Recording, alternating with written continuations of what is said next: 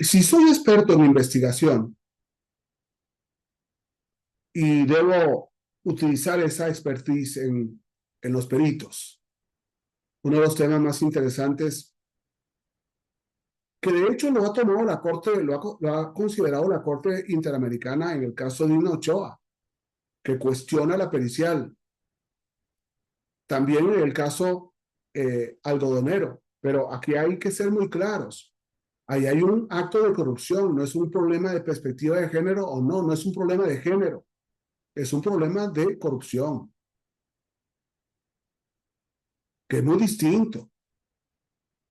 Y cuando un perito se corrompe con perspectiva o sin perspectiva de género.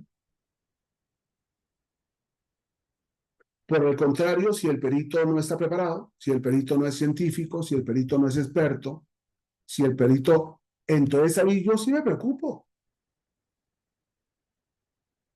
Que un perito que no es experto, por ejemplo, un genetista forense que no sea experto en genética forense y que vaya a dar un resultado, por ejemplo, en materia de paternidad, atribuyéndole la paternidad de un hijo a quien no es el padre.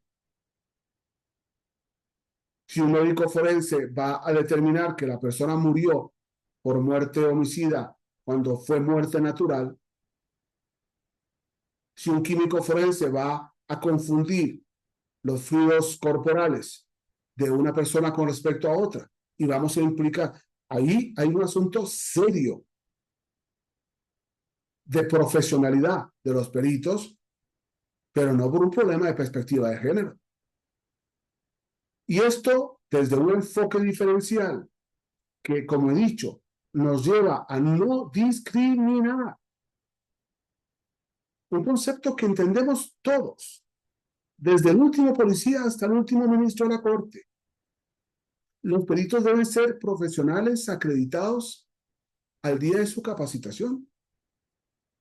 Los peritos deben tener la experiencia que permita la profesionalidad necesaria en las pericias. Los peritos tienen que dar un dictamen pericial del cual las partes no duden.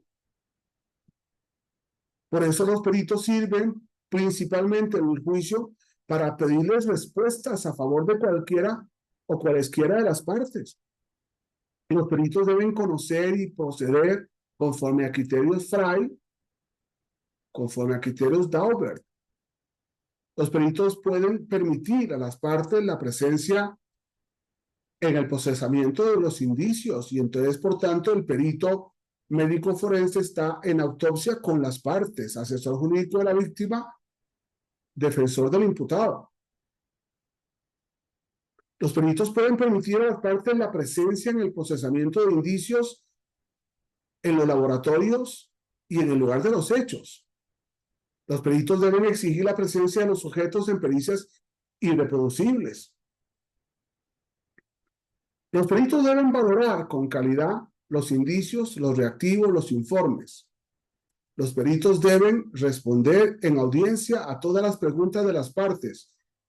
Y es muy posible que un buen perito ofrezca respuestas muy valiosas al fiscal del Ministerio Público que acusa al asesor jurídico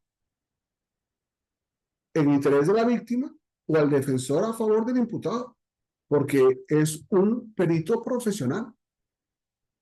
Los peritos deben proceder en definitiva sin discriminar a las partes.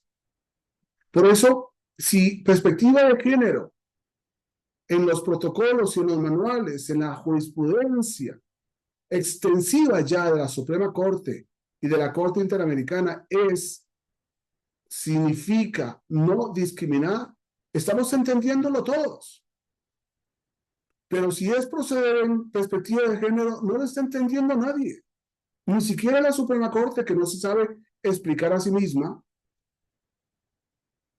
Los peritos deben proceder sin discriminar a las partes, a los sujetos procesales, a los imputados, a los detenidos y admitir que pueden darse criterios y métodos distintos a los suyos.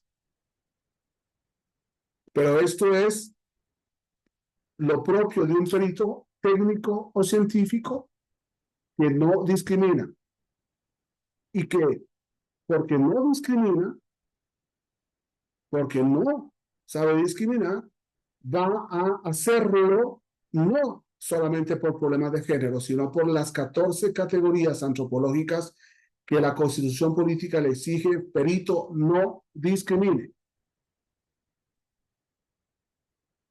Entendámonos, no voy en contra de la Suprema Corte por ir en contra, sino porque no es clara.